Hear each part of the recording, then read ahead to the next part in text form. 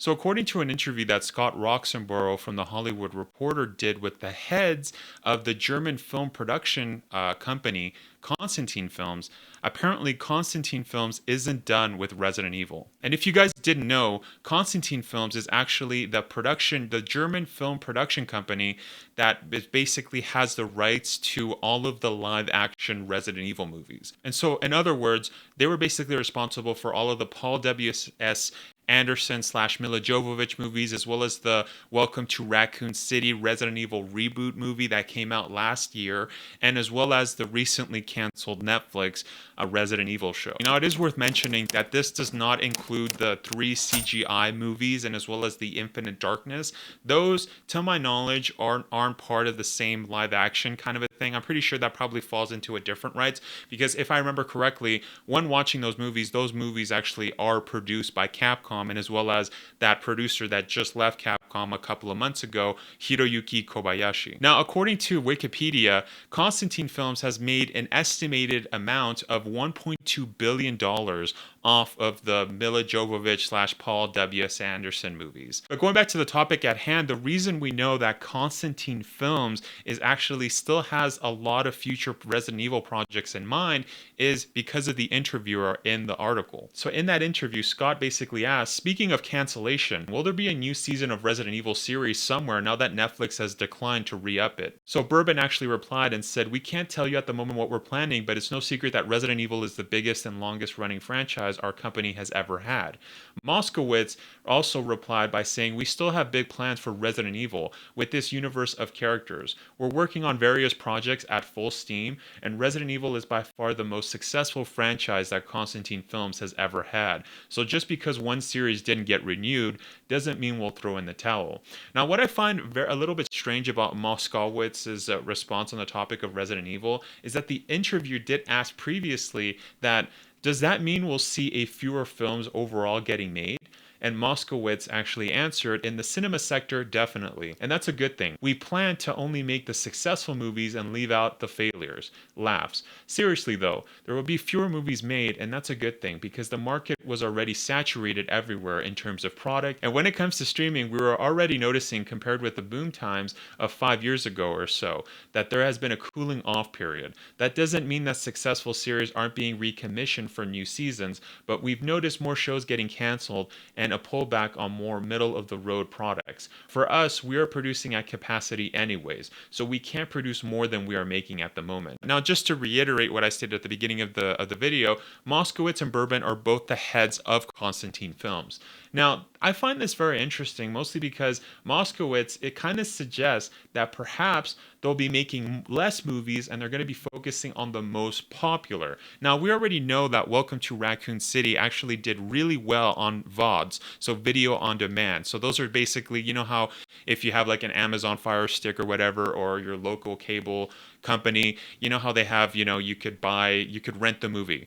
That's basically VODs, and apparently they did pretty well with Welcome to Raccoon City's video on demand services after the movie was released from cinema. And also another thing to note is that Welcome to Raccoon City didn't have as big of a budget compared to the other Paul W.S. Anderson movies and the Mila Jovovich movie. Now, the other thing that I actually find quite interesting is that they do also make it sound as if right now they are looking to other streaming giants that are like Netflix. Since Netflix has already come out of the gate and stated that they are not going to be renewing Netflix's Resident Evil show, with the comments from Moskowitz, it actually does suggest that they're actually in talks right now with other streaming giants to see if maybe they'll buy their show. And maybe we'll see Netflix's Resident Evil show actually appear in another streaming giant like, I don't know, Amazon or HBO Max.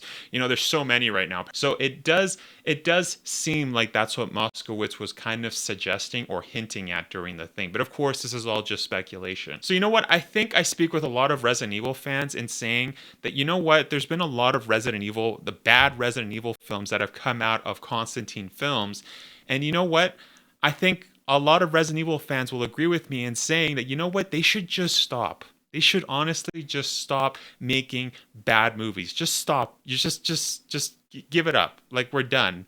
That stuff isn't gonna fly anymore. All of those movies with the Paul W.S. Anderson movies that came out before, or like Welcome to Raccoon City, that seemed really rushed, even though they were trying to make it like the video game, which I kind of have to give them credit in. But then you have shows like Netflix's Resident Evil, who apparently hired Resident Evil experts. I actually covered that in a video, by the way. Yeah, it was really crazy for me to hear that they actually hired Resident Evil experts. And it's like, what Resident Evil experts did you guys hire? What, just casual fans? Or just fans that maybe have played one Resident Evil game and that's it? You know what? To be honest, the Resident Evil fan base has had it up to here with all of these bad Resident Evil movies. I can honestly say with every Resident Evil fan, I'm pretty sure everybody will agree with me and say that they should honestly just stop. But as mentioned, Constantine did state in this interview that, Resident Evil franchise has literally been their biggest franchise out of all of their movies, and it has been the most successful. And as stated, according to Wikipedia, it is an estimated amount of $1.2 billion. So from a business standpoint, it doesn't seem like Constantin Films is ever going to stop trying to make another successful Resident Evil franchise again, since they've made so much of their money from those Paul W.S. Anderson movies and the / Mila Jovovich movies. So I can kind of understand from a company's perspective that, stopping and just giving up on Resident Evil as a whole is probably not an option for them. But on the other hand, from a Resident Evil fan's perspective, I'm kind of just done. And you know what? We're done. We don't want to have crappy movies again. But since they're so keen on making more Resident Evil movies, they definitely have to make a change. They have to make a change or else it's not going to work.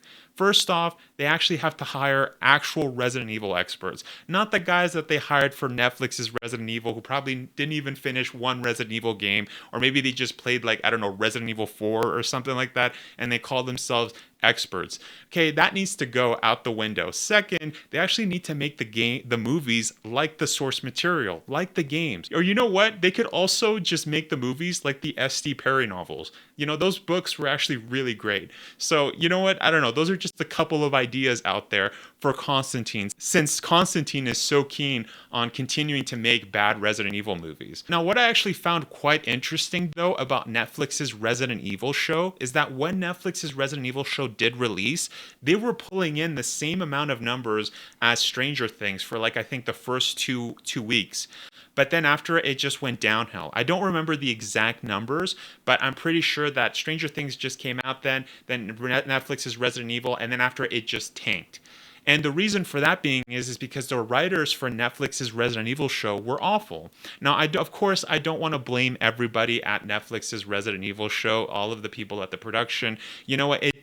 Movies are a very collaborative thing. So, there were some people that did an excellent job. For example, the VFX guys at the Netflix Resident Evil show actually did a really great job. They did a phenomenal job. The problem is that the writers and some of the acting was pretty bad. And those are just things that I can think of from the top of my head. I already covered all of the bad stuff that I saw in Netflix's Resident Evil show. But going back to what I was saying, I did find it's really interesting that Netflix's Resident Evil show did get a lot of viewers when it first released in the first 2 weeks.